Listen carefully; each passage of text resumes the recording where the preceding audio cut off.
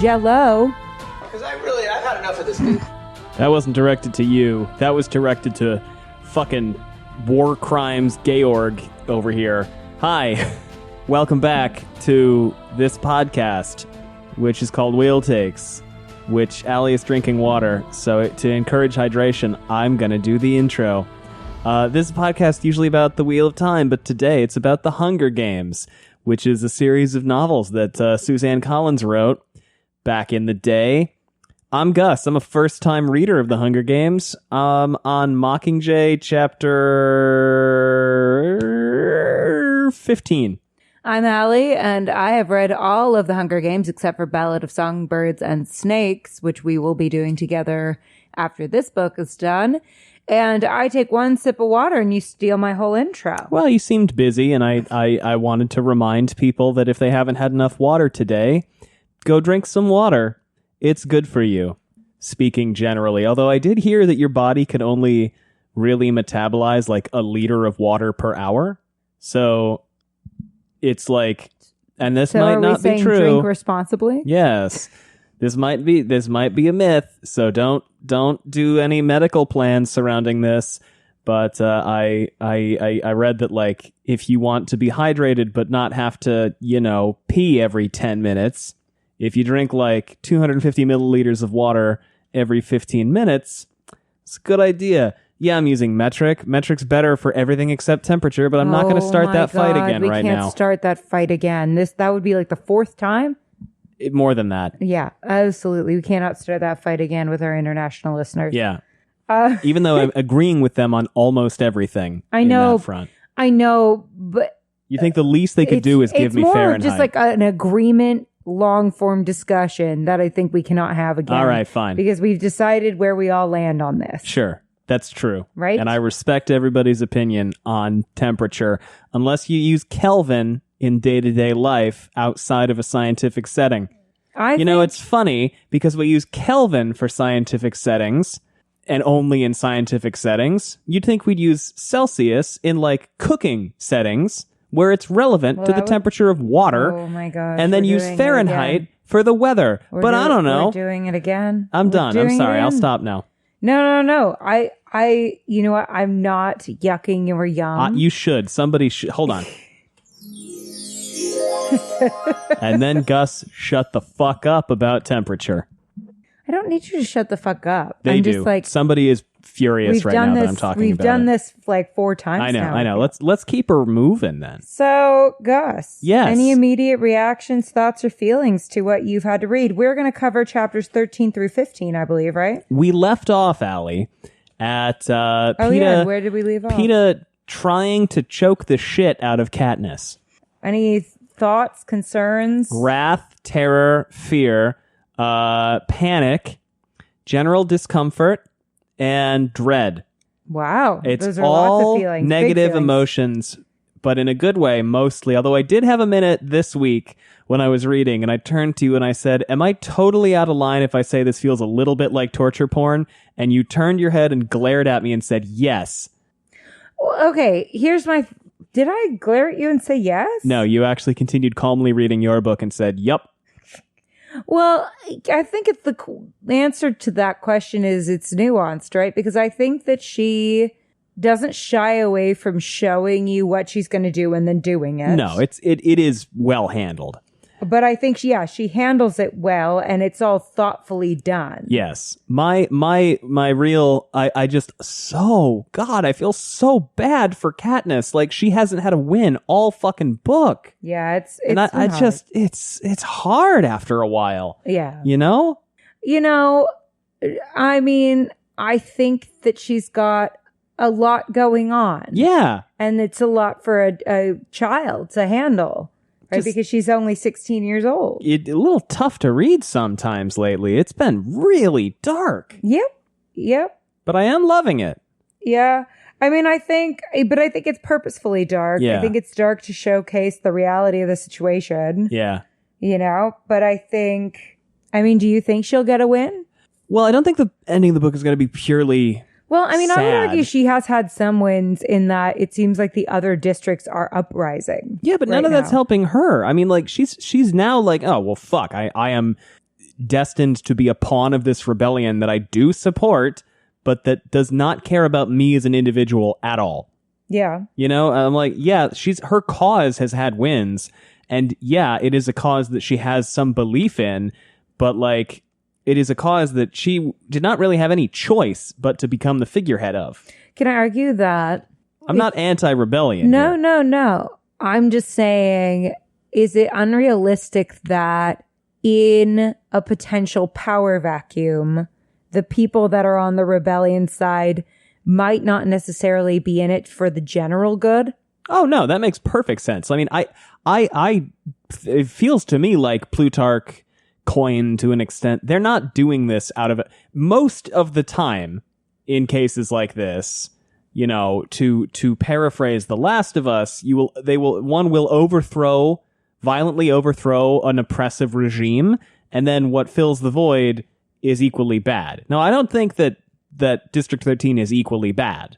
I have a lot of problems with District 13, but they're not, you know, doing the Hunger Games, although they did do a big old war crime this week, which is nuanced, and we'll get into it.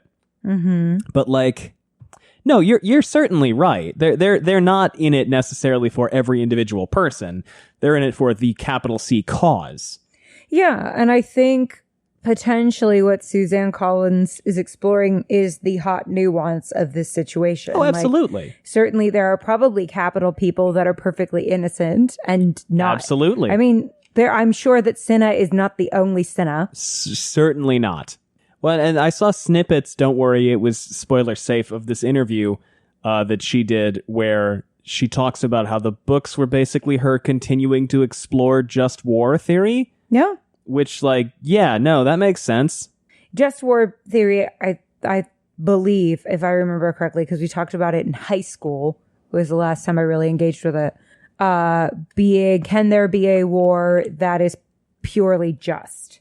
What are the circumstances that need and the requirements that need to be met for a war to be considered just? Yeah, something like that. And kind of more broadly, I think she's getting also into what is justifiable within war. Yes. You know, because like I feel like bombing the nut is a big old war crime the way they go about it. Definitely. But also, I don't actually know enough about the definition of war crimes, because I don't know if all those people count as combatants, but it was designed to maximize loss of life, which seems, you know, complicated, morally bad, if nothing else. Yeah, I think when you are targeting areas where there will be large levels of civilian casualty, I think usually you're doing a bad, definitely doing a bad thing. But again, they're getting into the tricky thing here of last week, you asked me, oh my God, they bombed a government building. I said, yeah, it was a government building. Yeah. You know, and I also said, I assume implicitly, I didn't realize I didn't say this out loud, but I was thinking, and they probably did it in a way that was going to draw attention, not necessarily maximize casualties. And you're like, you don't really know. You don't know that. You never know with government buildings. And what if there's a preschool in it for the working parents? And you now don't know. I've come to learn that BT and Gale's favorite thing to do is like fantasize about bombs they could make that will kill and maim the most people possible. And I'm like, oh, buddy. Oh, boy. Oh, dear. Oh, wow. But it's a whole thing. Yeah. I think that BT and Gale, to me, perfectly encapsulate what happens when the idea of things become too theoretical. Like when you are, as a person, so devoted to the thing that you're doing that everything becomes a thought exercise and isn't grounded in the reality of a situation, right? Yeah. I don't fully agree in this case, because they then put their plans into practical action and seem to understand this. BT especially, like, he's been in the Hunger Games. He understands what he's doing. Gale is like frothing at the mouth about killing as many people possible. So I think a little bit more there. Well, for me, I think with Gale, it's that thing that hatred causes, right? Where you start to see your enemy as not human.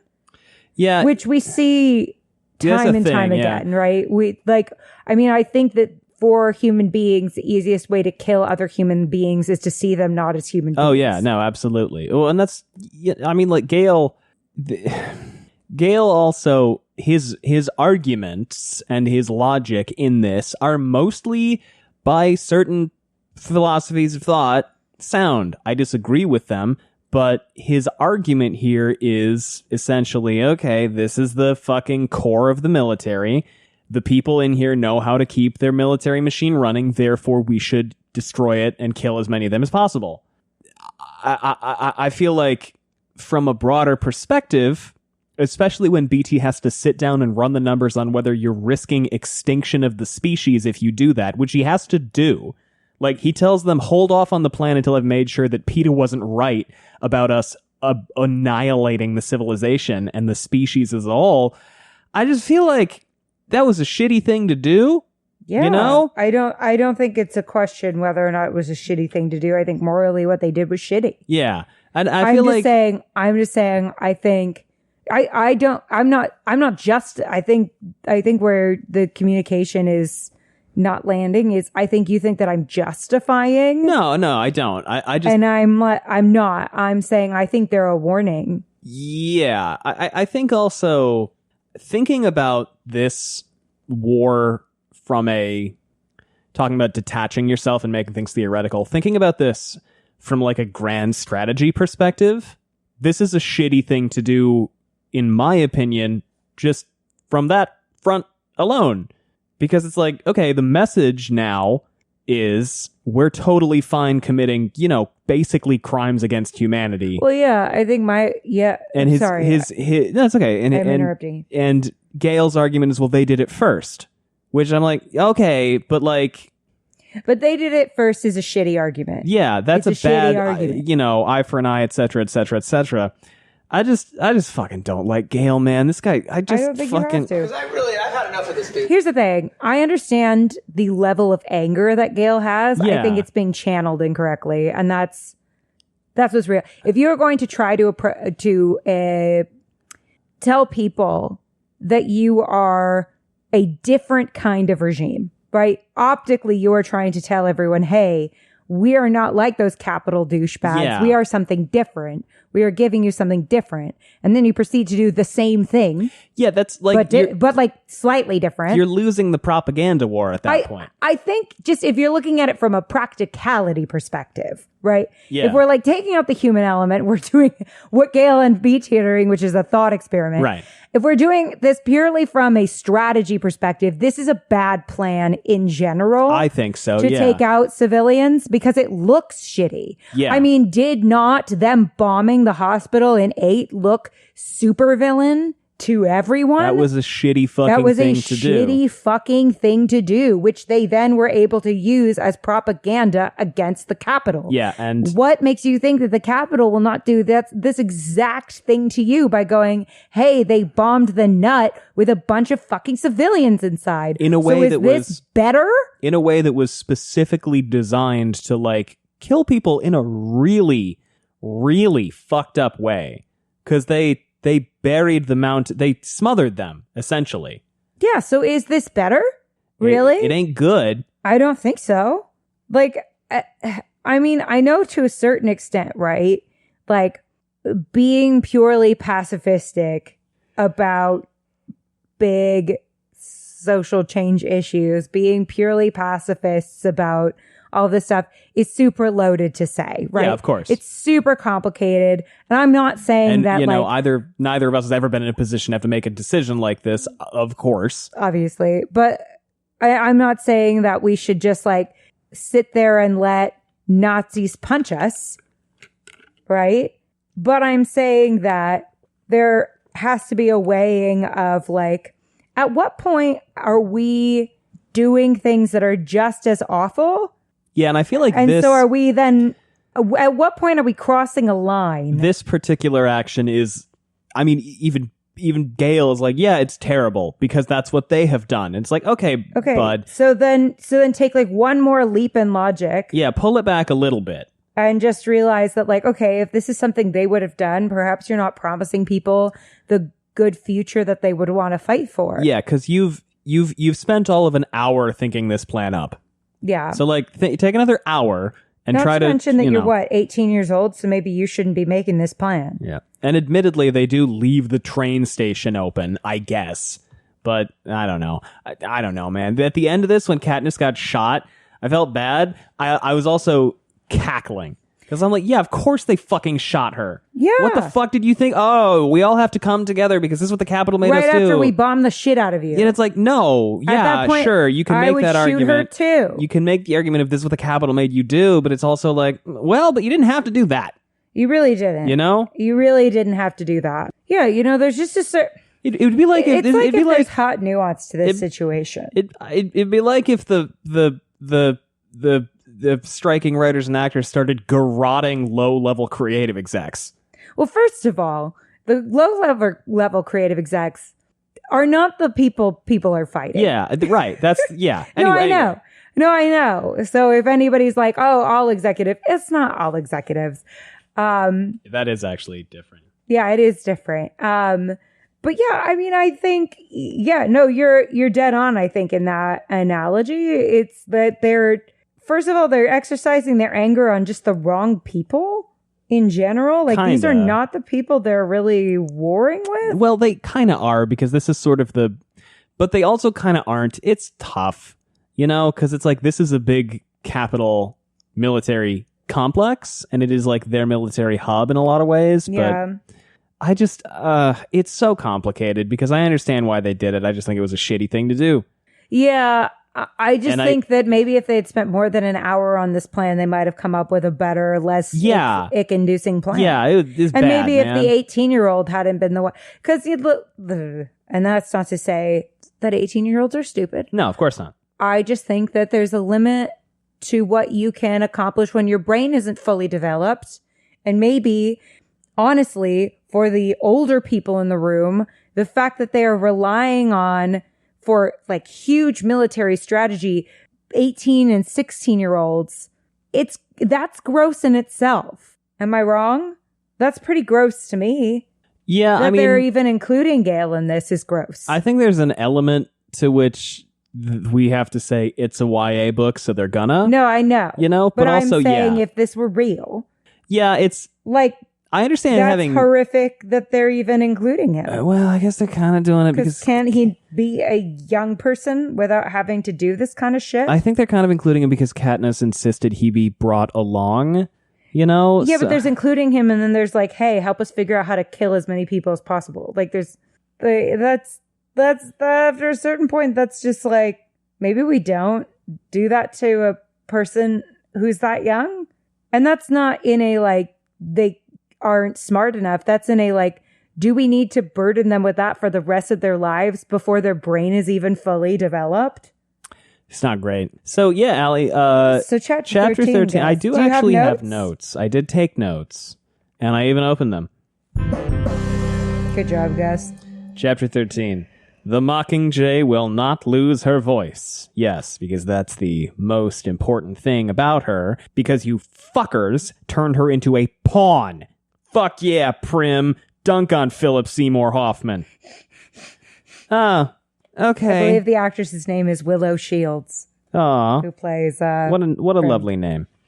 Okay. So they've been drug conditioning him. What the fuck? Mm-hmm. Oh, okay. Rip Portia, I guess. Yeah. We have no idea what happened to Effie Trinket. Well, you better fucking figure that shit out. I've had to transfer all of my loathing onto Gale, and that's untenable. You need fresh anger? Do you think they sedate people who laugh a little too hard at jokes, too? Or is it just, like, if you cry a little bit?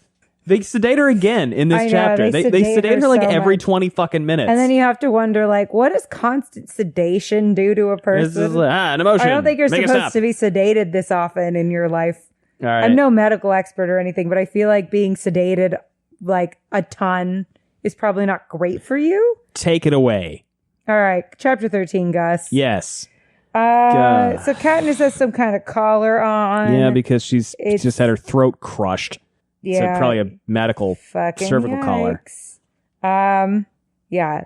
It will all be fine. The Mockingjay will not lose her voice. Where, I want to ask, is the doctor who determines if I am losing my mind?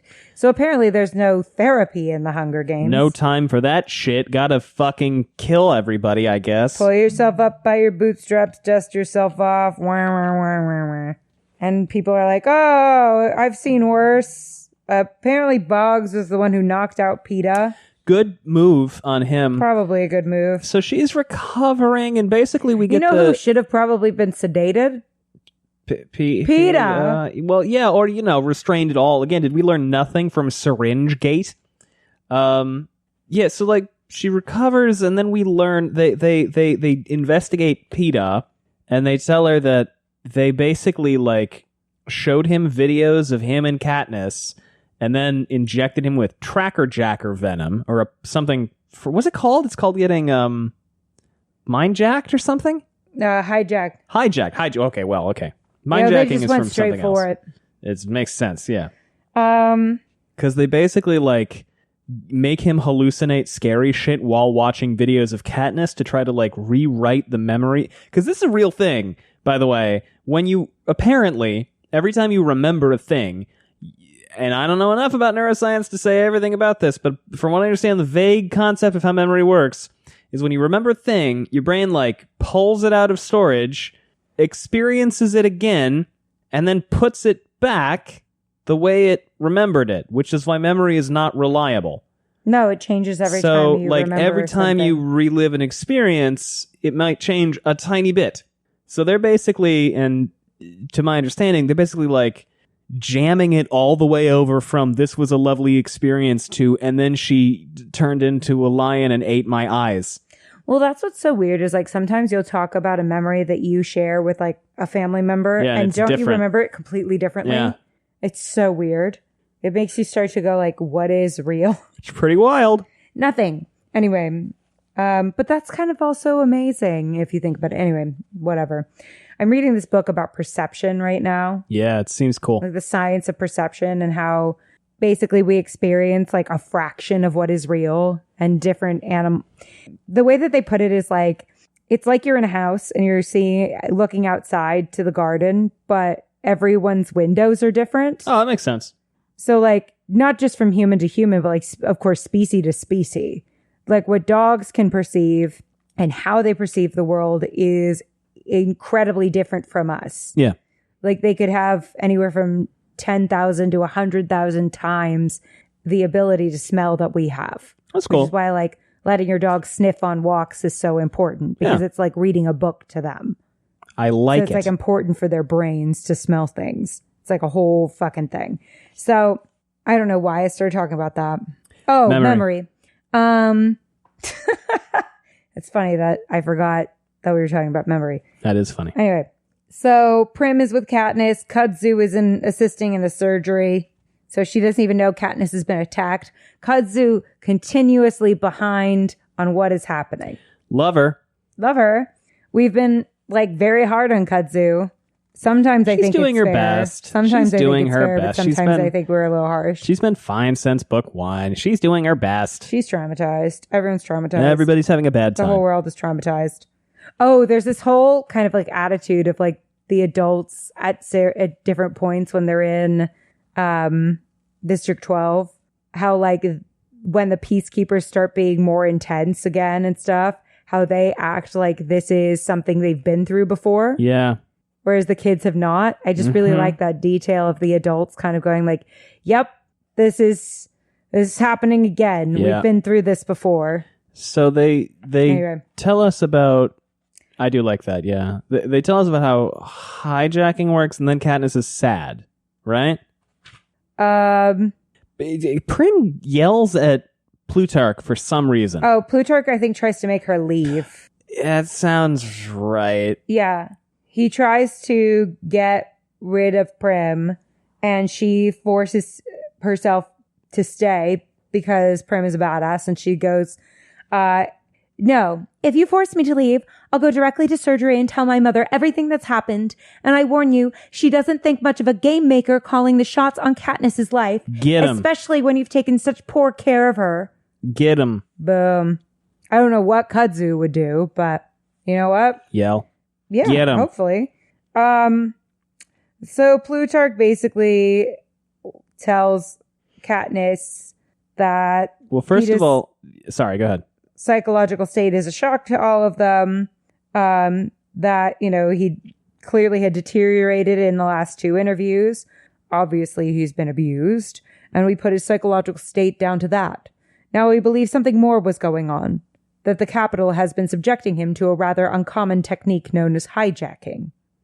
So it's basically, the worst. It's a type of fear conditioning, according to BT. And it involves the use of tracker-jacker venom and essentially making him watch scary videos and then Katniss over and over again. It's the worst. So basically, brainwashing him into associating Katniss with awful things. It's the worst. And also, they murdered his entire prep team on national television live. They did a live execution. Ugh. Which is the worst. It's just awful. Yeah, Snow executed Peeta's stylist and his prep team on live television tonight. We have no idea what happened to Effie Trinket. Man, that broke my fucking heart. It means I'm not going to get out of touch Effie's bingo square. There's no way she's showing up. We don't know. No. And they sedate her. Well, yeah. I mean, fuck. I got nothing better to do.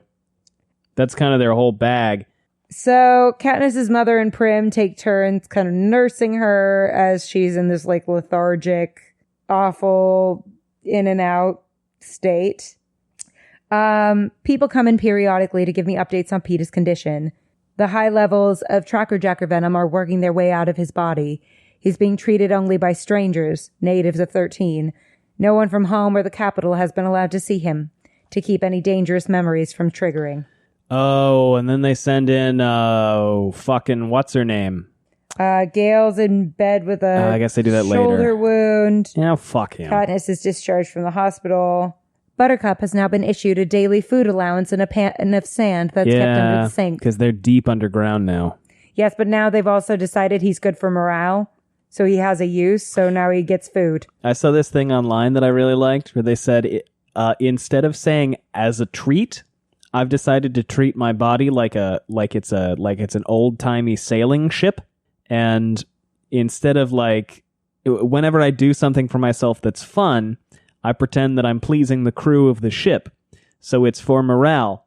So instead of saying I am going to do XYZ as a treat, you'd say I'm doing it for morale. I kind of like that better. So I'm going to eat a cookie for morale. I'm gonna buy the 5th season for morale. I'm gonna let Gus read more Hunger Games chapters for morale. That feels manipulative, actually. It is. See, yeah. Manipulating my wife in a loving way for morale. See, I kind of like that because I do actually feel like it's more for the prevention of burnout than it is for Also, because fun things are nice. They're not and a it's treat. nice to have fun. Yes. I saw also this whole thing about burn the expensive candle, wear the expensive jewelry, wear the outfit that you've been excited to wear. Don't save it for a rainy day. Life is precious. Do it now. Yeah. You don't need a reason. Well, yeah, or to indulge yourself. Don't celebrate good days don't necessarily celebrate nice days with good stuff. If you have more than a little bit of it, use good stuff to have nice days. Yes, both. Yeah. Mm-hmm. Obviously, there's an economic question, but can be going for a walk. Yeah. I meant going to the park. It doesn't have to be costly. I'm referring to things that are scarce, right? No, I get you. So if you have a nice bottle of wine you've been saving for a nice occasion, you can also just open it and have a nice day. People stare at Katniss's bruises when Gale visits Katniss. That's too bad. Oh, and Prim says a nice thing to Katniss. She says, Katniss. Is it actually a nice thing, or is it when she's trying to say a nice thing and then she says something inadvertently caustic and horrible? No, it's actually really good. Katniss, I know this whole thing with Peeta is terrible for you, but remember, Snow worked on him for weeks, and we've only had him for a few days. There's a chance that the old Peeta, the one who loves you, is still inside, trying to get back to you. Don't give up on him. I don't have good feelings about this. She's not wrong. I mean, it takes time. Change takes time. Yeah. Especially dealing with trauma. Yeah. Yeah, Gale's been released from the hospital, and he's like crouched with BT, working on some kind of like They're making design. bombs. They're making bombs. They're figuring out how to make bombs that will kill the maximum amount of people. Yeah. This is what they've been doing, taking the fundamental ideas behind Gale's traps and adapting them into weapons against humans. Bombs, mostly. It's less about the mechanics of the traps than the psychology behind them. Booby trapping an area that provides something essential to survival. Water or food supply. Frightening prey so that a large number flee into a greater destruction. Endangering offspring in order to draw in the actual desired target. This is so the fucked parent. up. Luring the victim into what appears to be a safe haven where death awaits it. At some point, Gale and BT left the wilderness behind and focused on more human impulses, like compassion. A bomb explodes. Time is allowed for people to rush into the aid of the wounded. Then a second, more powerful bomb kills them as well. This is bad, man. This is bad, man. Playing on people's compassion. Not exactly. All right, so... Anyway. Rough. Shit On sucks. to something a little more prim and proper. Prim? Speaking of, I'm trying to find, like, bring back the happy girl. It's okay if there's not. That's fine. I mean, if we just got to talk about the depressing shit, that's fine. These 3 chapters are really fucking depressing. I'm trying to add some levity because these 3 chapters in particular are really fucking depressing. You know, because like Katniss's her flashlight beam has been getting Peeta back and making sure, and now he's back and it's worse. It's fucking worse because every goddamn time I open these fucking books, it gets worse. I'm having a great time. Oh, she sees somebody that she knows, Deli. Yeah, they do this thing where they have Deli go in and talk to Gale. Have Deli go in and talk to Peeta because they're like, okay, well, we're going to try to decondition him very slowly, and we're going to, see about getting him to talk to things that are adjacent to you without bringing you or District 12 up, and like see if we can't worm our way in from there. And so they bring in Deli Meat, who comes in and Deli Meat is like, I don't know why I've decided Deli Meat is her name. I'm kind of hungry right now and I could go for some turkey. Deli Meat comes in and she's talking to her with Haymitch. Is it Haymitch? Yeah, so Haymitch is like, okay, here's this gal. We can get her to talk to Peeta. They used to play when they were little. One, yeah. Yeah. He said, oh, it's this girl Deli from home. Like, that's who she reminds you of, and she doesn't look anything like Deli, and Katniss thought something kind of mean about Deli at the time. Well, Yeah. So basically she's like, we used to play together when we were little. I used to tell people that he was my brother. And Haymitch is like, is there any crossover, anything that could remind him of Katniss? And Katniss says, we're all in the same class, but we never overlapped much. And Deli says, Katniss was always so amazing. I never dreamed she would notice me. This is so funny. This is so fucking... Katniss is like, you think that I was aloof because I was too cool for school? I was aloof because I didn't have any fucking friends. And she thinks, leave it to Deli to spin me into something wonderful. Deli always thinks the best of everyone. I don't think Peeta could have bad memories associated with her. Wait, in the Capitol, when I lied about recognizing the Avox girl, Peeta covered for me and said she looked like Deli. God, Katniss, what a fucking memory you have. Nailed it. Well, to be fair, I was also like, why do I know the name Deli? But admittedly, that was a year and a half ago. Yeah, but Haymitch doesn't think that's going to be a problem. So Peeta's on the bed, arms strapped down. He doesn't fight the restraints, but his hands fidget continuously. Well, I mean, mine would if I was restrained. Yeah. His expression seems more lucid than when he tried to strangle me, but it's still not one that belongs to him. When the door quietly opens, his eyes widen in alarm, then become confused. Deli crosses the room tentatively, but as she nears him, she naturally breaks into a smile. Peeta? It's Deli from home. Deli, it's you. Yes. How do you feel? Awful. Where are we? What's happened? Here we go. That's Haymitch. And Plutarch says that he told her to stay clear of any mention of Katniss. or the capital. And Deli says, And probably don't tell him his whole fucking family's dead either. well, we're in District 13. We live here now. And he says, Peeta says, that's what those people have been saying, but it makes no sense. Why are we home? There was an accident. I miss home badly too. I was only just thinking about those chalk drawings we used to do on the paving stones. Yours were so wonderful. Remember when you made each one a different animal? Yeah, pigs and cats and things. You said about an accident? It was bad. No one could stay. Hang in there, girl. That's Hamish. But I know you're going to like it here, Peeta. The people have been really nice to us. There's always food and clean clothes, and school's much more interesting. Yeah, you're not just learning how to pick coal out of the fucking wall. And Peeta says, why hasn't my family come to see me? Oh, don't worry about that can't. one. And Deli says, she opens her mouth and this sound comes out. Because that'd be funny if she were like, moving on from that. Yeah, no, she's like seriously trying to move on. Mm-hmm. She's like, a lot of people didn't get out of 12, so we need to make a new life here. I'm sure they could use a good baker. Do you remember when your father used to let us make dough, girls and boys? Oh, she's trying everything to get him not to ask about the fucking family. And he says, there was a fire. Yes. 12 burned down, didn't it? Because of her.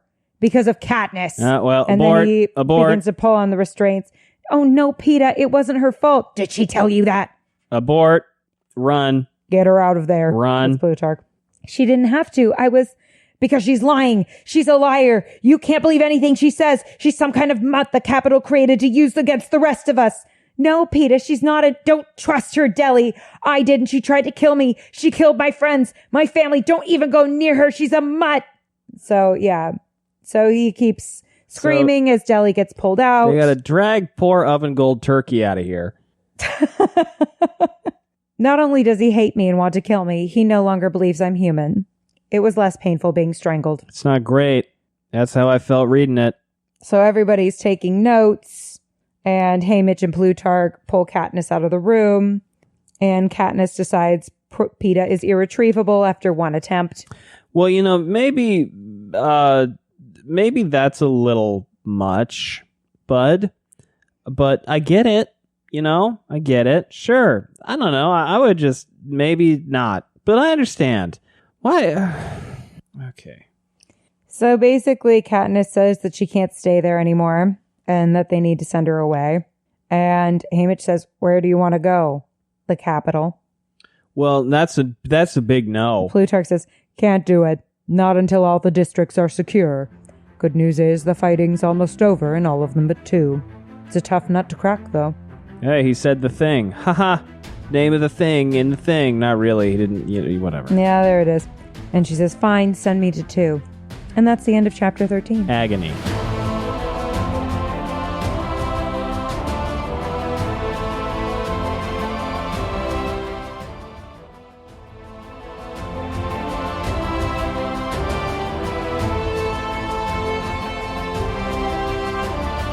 Chapter 14, Gus. Yes. Do you have any notes I for have us? a few. Give it to us. I have 3. This is agonizing. Oh my God. I'm so fucking sick of Gale. And then in all caps, I wrote, Gale, I love war crimes so much. Hawthorne. Okay, let's do this.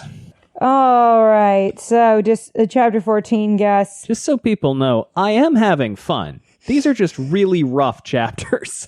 These are 3 of the roughest. You want to know something? Don't you please. Oh, yes, go ahead. It gets worse. Okay.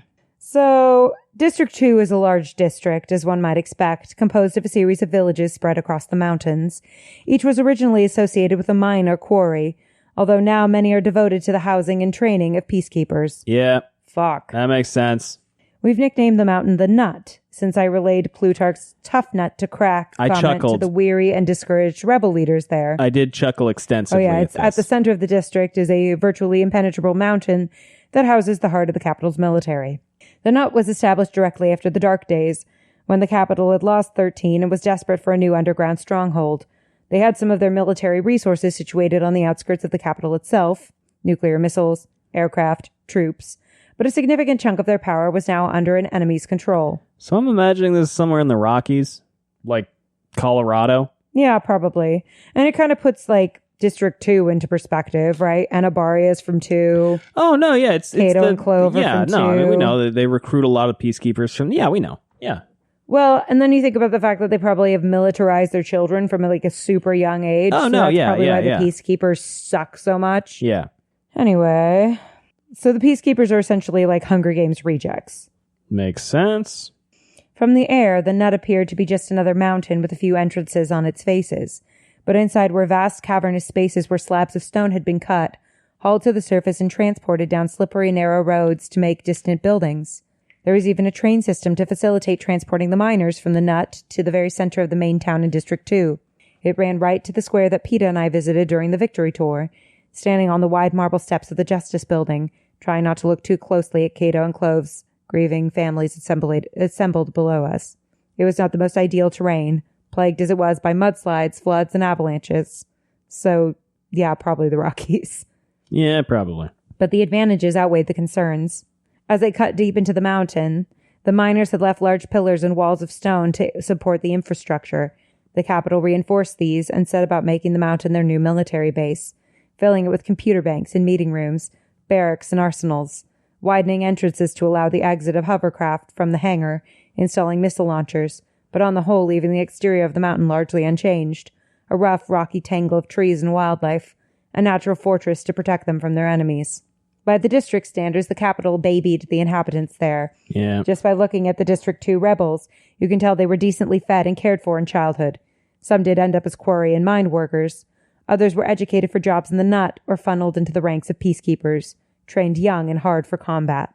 The Hunger Games were an opportunity for wealth and a kind of glory not seen elsewhere. Of course, the people of 2 swallowed the capital's propaganda more easily than the rest of us, embraced their ways. But for all that, at the end of the day, they were still slaves.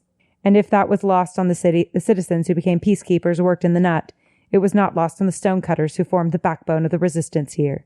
So yeah, Katniss is basically like taping propos.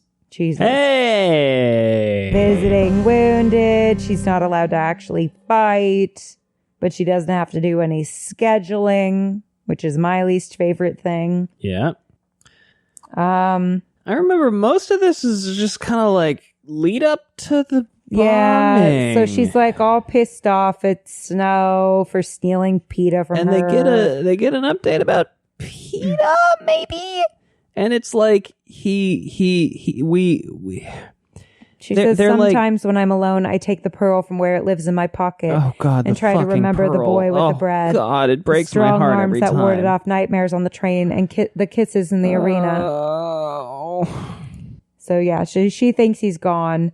In my mind, I'm like, no, it's been like 2 minutes, but. Well, she thought she was getting some form of closure on the whole Peeta thing. No. And then she got not nothing. Even the end of book 3. And also, like, this is the last book! Well, she's got some more chapters There to was go. also this whole thing where, like, what was I going to say? Peeta closure. Yeah, I understand her, like, pushing one way really hard on this, even though it's not entirely rational, maybe. Oh, God, I forgot what I was going to say. Whatever, it'll come back or it won't. I do remember there's a whole thing where they like show him a clip of her singing or he hears her singing or something, because that was a memory that he had no association with because he wasn't there for it when she was singing the really fucking depressing Hangman song. Yeah. And they like flooded him with endorphins and he was like not, in a rage state. He was super confused and had to take a nap. Yeah, that's how I feel all the time. Yeah. I mean, that's, to me, that's a huge improvement. Yeah. Yeah, and Prim had come up with the idea. Well, God bless Prim, Yeah. She's the MVP here. So he sends BT and Gale to come help with the mountain situation. Don't. And Gale comes to Katniss and says that, I saw Peeta yesterday through the glass. What did you think? Something selfish? That you don't have to be jealous of him anymore? Oh, this. Oh, my God. No, just the opposite. remember what Gale's voice I was. blocked all of this out. I thought, I'll never compete with that, no matter how much pain I'm in. I don't stand a chance if he doesn't get better. You'll never be able to let him go. You'll always feel wrong about being with me, the way I always felt wrong kissing him because of you. If I thought that was true, I could almost live with the rest of it. It is true, but so is what you said about Peeta. So Gale makes a sound of exasperation. Oh, and they make out. They make out for a while, and it's the same thing. It's the same goddamn thing as before when he was like, "I knew you kissed me. You were sad, so you know." And then is this when he tells her the whole fucking story about how he knew he loved her when he saw somebody else flirting with her and he wanted to break the guy's face in half? Yeah. Fuck this guy. So yeah. You know what?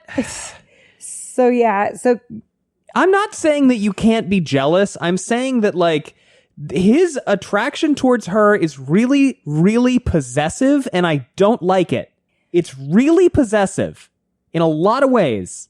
Yeah. I was equivocating and trying to be nice to this fucking shitbag guy. And I'm not saying that if you're jealous, you're a shitbag. It's an emotion. People feel emotions. I'm saying that he's like, I remembered I loved you because we were just buddies. And then I saw somebody made a joke about kissing you and I was mad. And I'm like,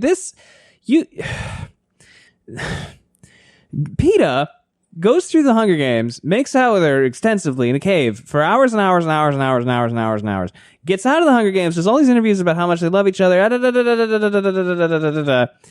learns that it was all an act, is uncertain about how he feels, and then a few months later, he's like, you know what, I get it. I'm here for you, whatever you need, however that may be. Gale over here watches Finna give her a fucking cup of coffee with a piece of sugar, and he starts sharpening his goddamn knives.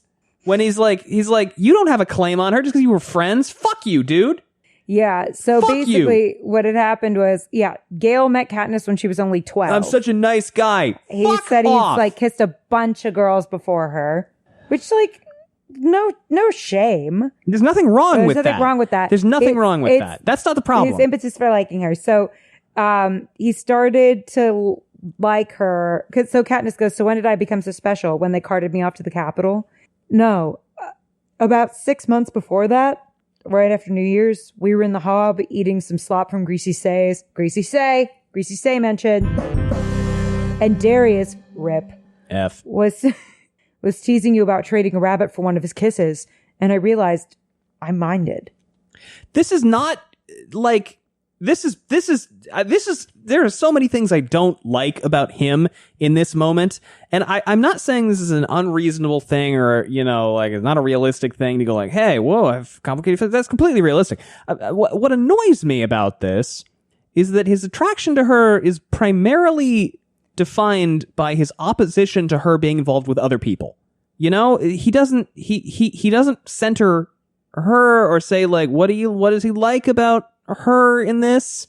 It's about how he feels when he sees her around other people. Yeah. And he also mentions Finnick as being someone he was threatened by at one point. And that really rubs me the wrong way. It really rubs me the wrong way. And again, I'm not saying it's unrealistic or that it's inherently like a bad thing to be upset when the girl you have a crush on is flirting with someone else. That's, you know, that's an emotion. Emotions are things you feel. But I'm like, you should... Yeah. But like... I've had enough of this dude. That's where I'm at. Yeah. What were we going to say? I'm fair. sorry. Please continue. I cut you off a minute ago. No, you're fine. Yeah, I agree with you. I think, to me, he doesn't see Katniss as a person. He sees her as like who she is to him. Yeah, and it's possible that they have this whole friendship. It's very possible that he's just taking all this as given, that she knows it. But even so, I'm just like, the way that it's presented, and it's not a knock on Suze, I'm sure that's deliberate, is that he sees her as, as you say. Yeah. Yeah. Like the thing that makes him aware that he likes her is not her. Yeah. It's the fact that other people like her. And then he's like, no, she's mine. Yeah. I mean, a big part of when I realized I liked you was when you had a bad day and you wrapped yourself up in a blanket and started kicking your feet and singing to try to make yourself feel better. and checking the weather app and singing about checking the weather app. And it was so whimsical. And I was just like, wow, that's amazing. That energy is so beautiful, you know? And it's like, it wasn't that you talked to another guy and I was like, I'd like to break his nose. I just don't think that's, you know, I don't know, man. Yeah, that was really sweet. I love you. I love you very much. Fuck Gale, though. Sorry. Yeah. So there's this woman named Lime. Oh, boy. She's the commander from District 2. Isn't it spelled like Lyme disease? Yeah. Yeah.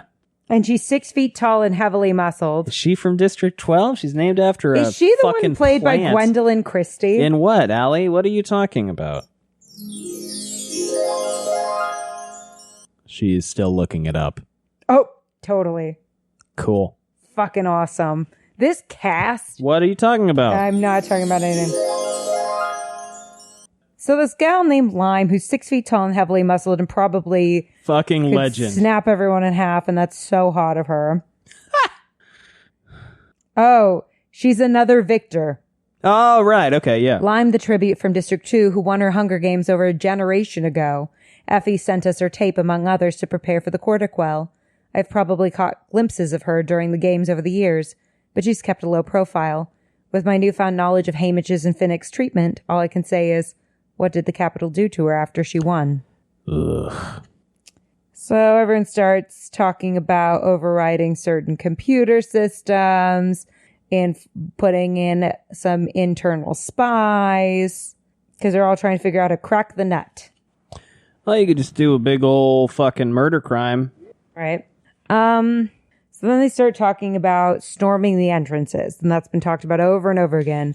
I could see Lime's frustration building because so many variations of this plan have already failed. So many of her soldiers have been lost. Finally, she bursts out, the next person who suggests we take the entrances better have a brilliant way to do it, because you're going to be the one leading that mission. So Gale is staring at the model of the nut, and he speaks up. Is it really so necessary that we take the nut? Or would it be enough to disable it? That would be a step in the right direction, says BT. What do you have in mind? Think of it as a wild dog den. You're not going to fight your way in. So you have two choices. Trap the dogs inside or flush them out. We've tried bombing the entrances. They're set too far inside the stone for any real damage to be done. I wasn't thinking of that. I was thinking of using the mountain. See? Running down the sides? Avalanche paths, says BT under his breath. It'd be tricky. We'd have to design the detonation sequence with great care, and once it's in motion, we couldn't hope to control it.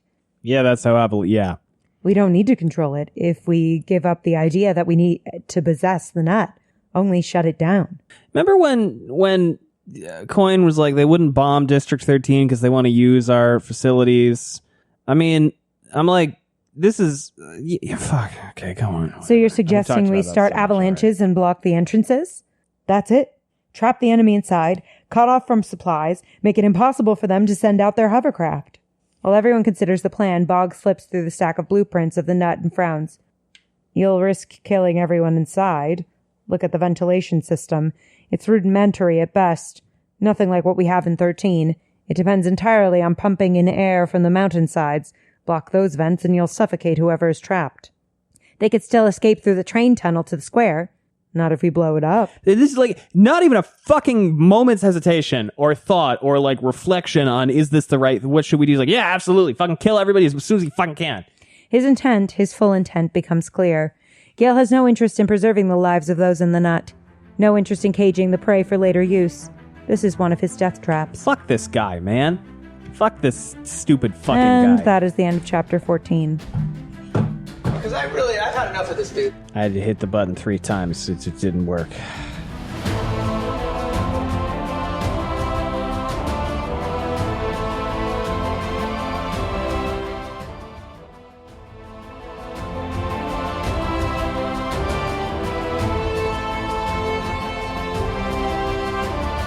Chapter 15, Gus. Yeah, all right, yeah, okay. Good lord, this sucks. Oh, this will go poorly. Oh, good, survivors. Oh no, they're fighting. Katniss, no! Oh, this isn't gonna work. Yeah, that didn't work. It was funny, though. Like, the end... Listen, Susan Collins is fucking funny. Listen, I hate to say the protagonist getting shot was some good comedic relief, but the protagonist getting shot was some good and necessary comedic relief after these 3 chapters, because that... Not only that, but her watching herself get shot on Watching TV. herself get shot is the funniest fucking thing. It's absolutely gut-bustingly hilarious to me that this happened. After these 3 chapters, I don't know if I've just been put in a place where I don't know, but oh my God, where this was has funny. just broken you entirely. It may have, because they shot Katniss, and I was like, ha! Yeah. Yeah. I mean, I think it's that, like, if someone had blown up my house and I had a gun, It's just like, I wouldn't shoot anybody ever, probably. Yeah. If somebody blew up my house, and then they were like, you made me do we all have this. to come together. You made me do this. I'd shoot her too. Hard sell, Katniss. Good effort, Yeah, but like shoot her too. hard sell, bud. Hard sell. So BT said, there's kind of like silence after Gale is like, let's do a casual war crime. And BT goes, the majority of the workers are citizens from 2. He says that neutrally. BT is a pure stats guy. Yeah. And that's the thing. It's like, there's such a thing as being too removed from the things you're talking about. You know what I mean? So what? We'll never be able to trust them again. What? But Lime says they should at least have Gale, a chance remember of when you were surrender. selling meat to the pedophilic chief of police without a care in the fucking world? Well, yeah, but that wasn't affecting him. Yeah, fuck this guy. Yeah. So Lime says they should at least have a chance to surrender. Well, that was a luxury we weren't given when they firebombed 12. Okay, but that wasn't them, though.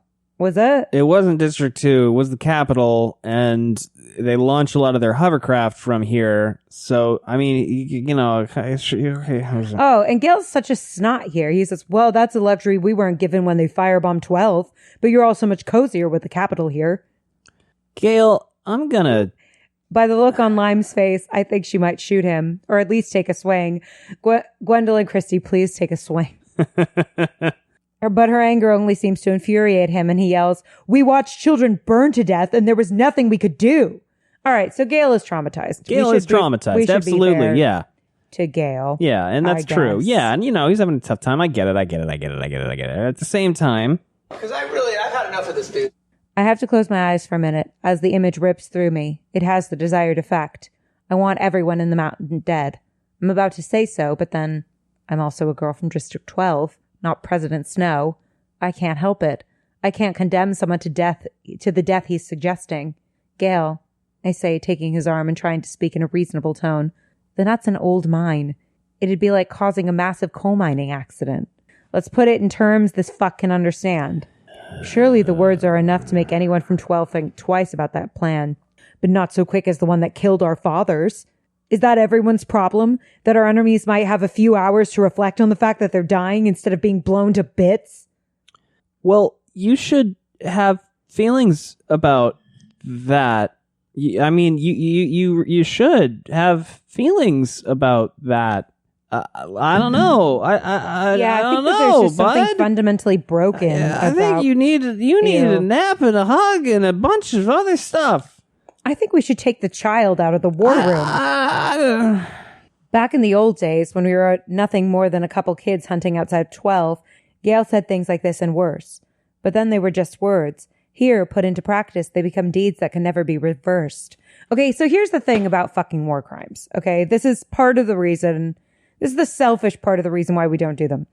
When you commit a casual war crime, you radicalize people against you, regardless. It's true. Right? The children of the people who die in that accident, say, grow up fucking hating your guts for good reason, because you committed a casual war crime against them.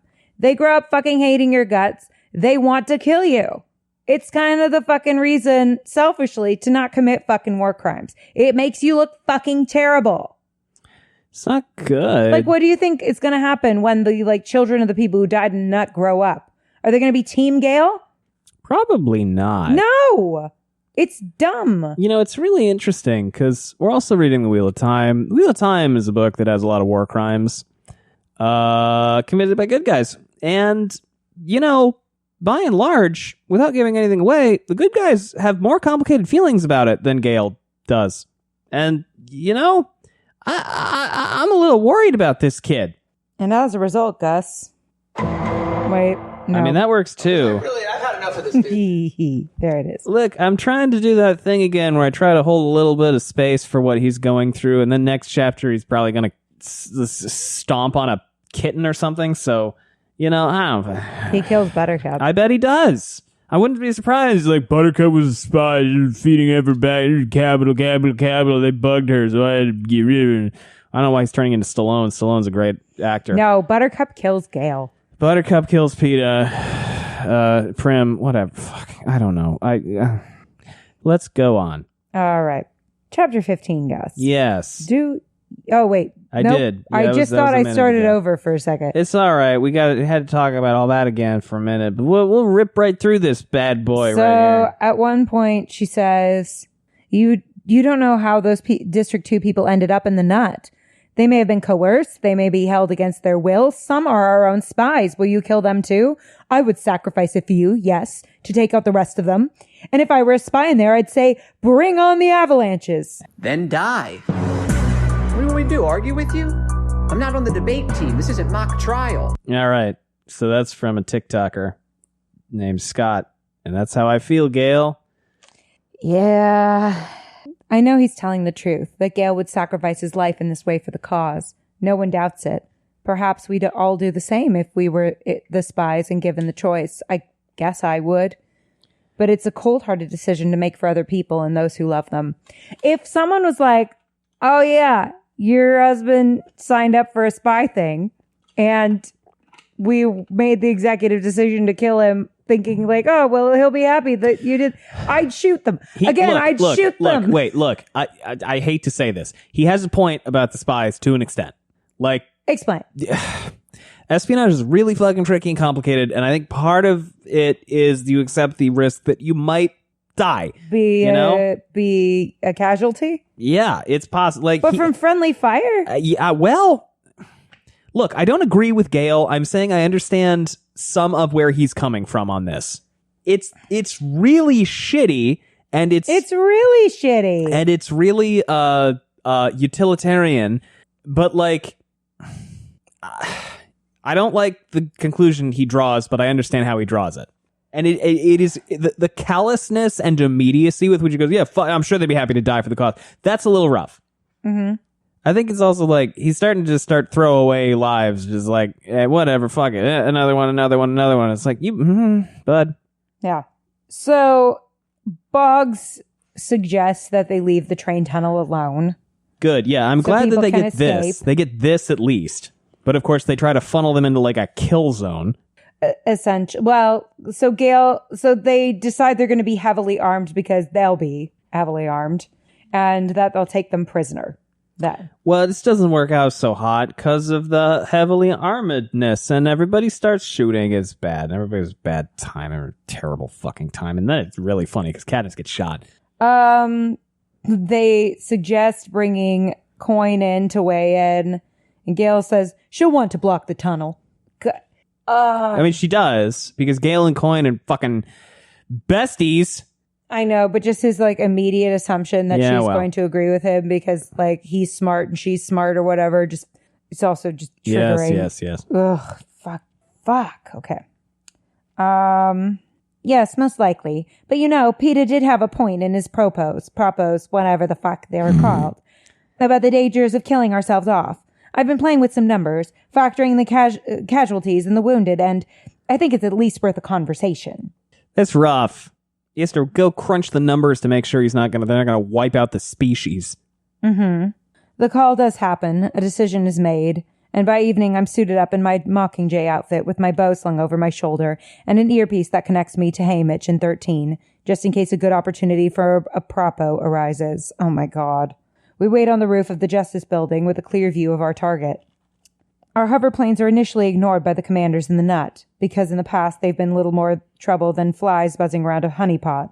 But after 2 rounds of bombings in the higher elevations of the mountain, the planes have their attention. By the time the capital's anti-aircraft weapons begin to fire, it's already too late. Gale's plan exceeds anyone's expectations. BT was right about being unable to control the avalanches once they'd been set in motion. The mountainsides are naturally unstable, but weakened by the explosions. They seem almost fluid. Whole sections of the nut collapse before our eyes, obliterating any sign that human beings have ever set foot on the place. We stand speechless, tiny and insignificant, as waves of stone thunder down the mountain, burying the entrances under tons of rock, raising a cloud of dirt and debris that blackens the sky, turning the nut into a tomb. I imagine the hell inside the mountain. Sirens wailing, lights flickering into darkness, stone dust choking the air, the shrieks of panicked, trapped beings stumbling madly for a way out, only to find the entrances, the launch pad, the ventilation shafts themselves clogged with earth and rock trying to force its way in. Live wires flung free, fires breaking out, rubble making a familiar path a maze. People slamming, shoving, scrambling like ants as the hill presses in, threatening to crush their fragile shells. And then Katniss has a flashback. On the day my father died, the sirens went off during my school lunch. No one waited for dismissal or was expected to. The response to a mine accident was something outside the control of even the capital. I ran to Prim's class. I still remember her, tiny at 7, very pale but sitting straight up with her hands folded on her desk, waiting for me to collect her as I'd promised I would if the sirens ever sounded. She sprang out of her seat, grabbed my coat sleeve, and we wove through the streams of people pouring out onto the streets to pool at the main entrance of the mine. We found our mother clenching the rope that had been hastily strung to keep the crowd back. In retrospect, I guess I should have known there was a problem right then, because why were we looking for her when the reverse should have been true? The elevators were screeching, burning up and down their cables as they vomited smoke-blackened miners into the light of day. With each group came cries of relief, relatives diving under the rope to lead off their husbands, wives, children, parents, siblings. We stood in the freezing air as the afternoon turned overcast. A light snow dusted the earth. The elevators moved more slowly now and disgorged fewer beings. I knelt on the ground and pressed my hands into the cinders, wanting so badly to pull my father free. If there's a more helpless feeling than trying to reach someone you love who's trapped underground, I don't know it. The wounded, the bodies, the waiting through the night, blankets put around your shoulders by strangers, a mug of something hot that you don't drink, and finally it dawned the grieved expression on the face of the mine captain that could only mean one thing. What did we just do? So Haymitch reaches Katniss and tells her to get inside in case the Capitol retaliates. Good. Great. Good. Glad this is happening. Excellent. Terrific. So she's sitting there and Boggs reminds her that they didn't bomb the train tunnel, so some of them probably got out. And then we'll shoot them when they show their faces. Yeah, well, don't worry. It's not just going to be you shooting them. They are literally going to shoot you. Only if we have to. We could send in trains ourselves, help evacuate the wounded. No, it was decided to leave the tunnel in their hands. That way they can use all the tracks to bring people out. Besides, it will give us time to give the rest of our soldiers to the square. The reality is sunk in. Any survivors will escape to the square. I can hear the gunfire starting again, as the peacekeepers are no doubt trying to fight their way in to rescue their comrades. Our own soldiers are being brought in to counter this. Katniss. Still here. It's Haymitch. Interesting turn of events with Peeta this afternoon. Thought you'd want to know. Interesting isn't good. It isn't better. But I don't really have any choice but to listen. We showed him that clip of you singing The Hanging Tree. It was never aired, so the Capitol couldn't use it when he was being hijacked. He says he recognized the song. Oh, yeah, because before it wasn't the Hanging Tree song, it was the goat story, Prim and the Goat. Yes. Yeah. And then he was like all confused. Then he didn't talk for several hours, and then he woke back up and was like, tell me about the goat again. Basically, was asking about the goat. So they took it as like maybe a good sign. Then I realized it's just more Tracker Jacob serum confusion. He couldn't, Haymitch. He never heard me sing that song. Not you, your father. He heard him singing it one day when he came to trade at the bakery. Peeta was small, probably 6 or 7. Jesus, the memories on these people. But he remembered it because he was specifically listening to see if the birds stopped singing. I guess they did. 6 or 7. That would have been before my mother banned the song. Maybe even right around the time I was learning it. Was I there too? Don't think so. No mention of you anyway, but it's the first connection to you that hasn't triggered some mental breakdown. It's something, at least, Katniss. Yeah. The gunfire's really picking up outside. Gale hurries by with a group of rebels, eagerly headed for battle. Ugh. I don't petition to join the fighters. Not that they would let me. I have no stomach for it anyway. No heat in my blood. I wish Peeta was here. The old Peeta. Because he would be able to articulate why it is so wrong to be exchanging fire when people, any people, are trying to claw their way out of the mountain. Meanwhile, Gale is just like just taking those berserker mushrooms and he's painting himself with the blood of his enemies. Yeah, exactly. Or is it my own history making me too sensitive? Aren't we at war? Isn't this just another way to kill our enemies? Listen, you've now hit upon the thrust of the complicated thesis question of the book and of like war in general. Like, frankly, good job. War is on the whole pretty bad. You have discovered the central argument, Katniss.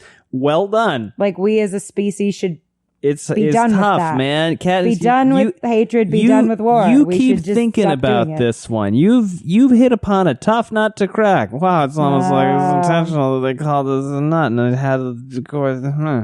So now Haymitch goes, I know you're not going to like this, but we need you to make a speech. I'll feed it to you line by line. You just have to repeat what I say. Look, there's no sign of life from that mountain. We've won, but the fighting's continuing. So we thought if you went out on the steps of the Justice Building and laid it out, told everybody that the Nut's defeated, that the Capitol's presence in District 2 is finished, you might be able to get the rest of their forces to surrender. I can't even see their forces. That's what the mic's for.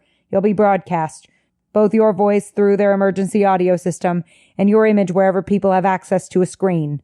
That's funny. You could save a lot of lives, Katniss. All right, I'll give it a try. People of District 2, this is Katniss Everdeen speaking to you from the steps of your Justice Building. Sorry, go ahead. I thought you were going to hit the end of a sentence. Oh, that is the end of it, right? Because Yeah. then shit blows up. The second I was like, she's doing a live broadcast. I was like, things are going to go wrong. She's either going to say something stupid by accident or some shit's going to blow up. I didn't expect her to get shot on television, but whatever. Yeah. A pair of trains come screeching into the train station side by side. As the doors slide open, people tumble out in a cloud of smoke they've brought from the Nut.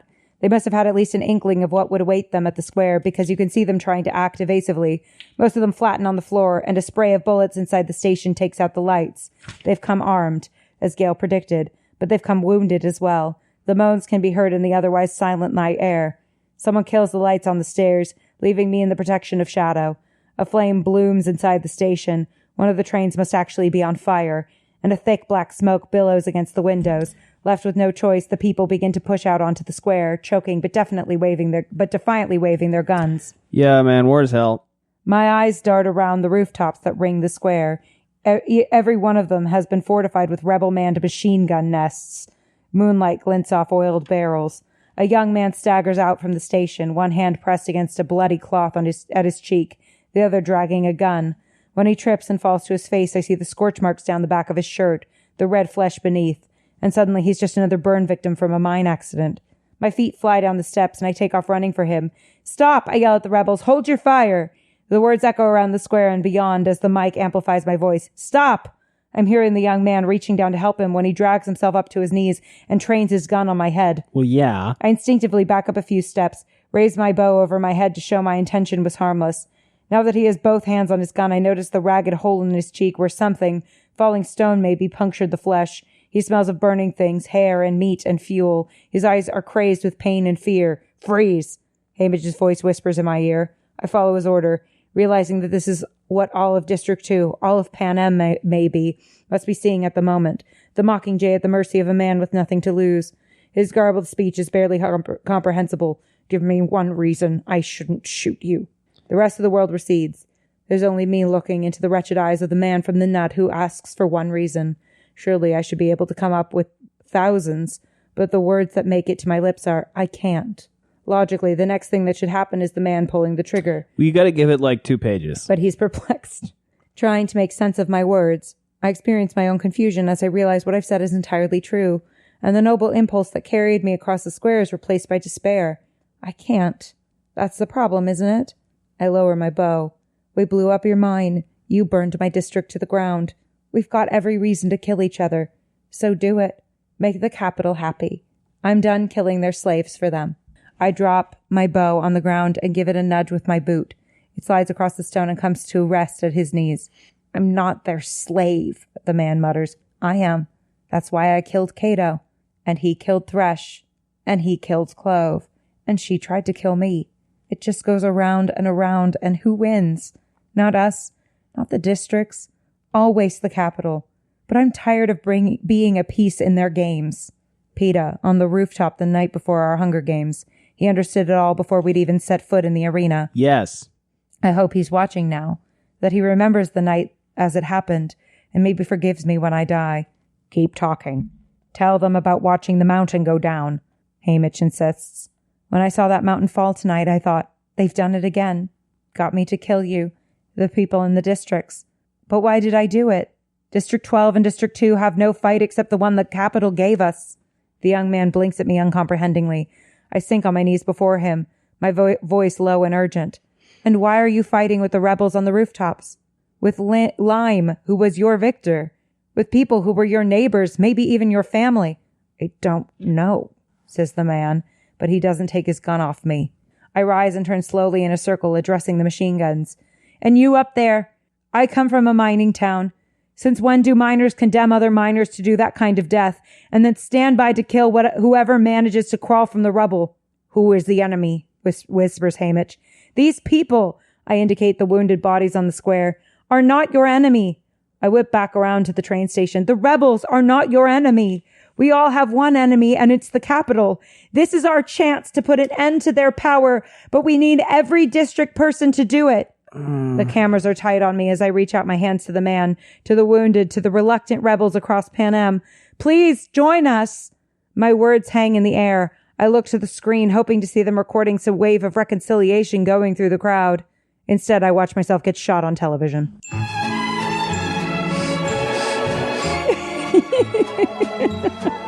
I mean, that's how I feel when this happens. Which is not from anything. It is actually royalty-free music. Oh, really? Yes. Oh, that's great. That is why I can play it. Perfect. Then we don't know what it's from. Oh, God. Katniss, I get what you were trying to do, bud. You fucked up. I mean, everybody fucked up. This is all fucked up. I can't wait to read more fucked up. How much do I get to read of the fucked up book? I'm trying to decide. decide. You know, when people were like, oh, now you have to read Mockingjay. It's really good. I was like, why are you saying it like you have to? No, I understand. It's great. It's agonizing as well. It's both. Both is good. I think we'll have you read to the end of part 2. That's 2 chapters. 3. 16, 17, 18. Oh, okay. That's fine then. All right. I mean, I wanted to have you read till the end of chapter 22, but that seems like too much. That's a 5-hour episode.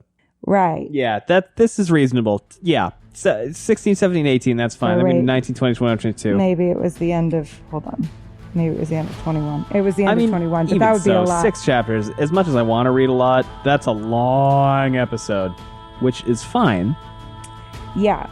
I'm going to go with end of part 2. Okay. Which is the end of chapter 18. All right. Sound good? Yes. Perfect. Thank you so much, everyone. This has been Wheel Takes Podcast.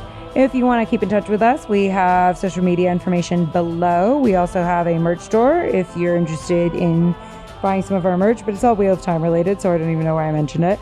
Unless you're into the Wheel of Time also. And in addition to that, we also have a Patreon if you want to support us that way. You can also leave us a rating, a review. That's super helpful, and it also makes our day. Otherwise, anything else, Gus? Because I've had enough of this, dude. Thank you so much, everybody. Bye. Bye.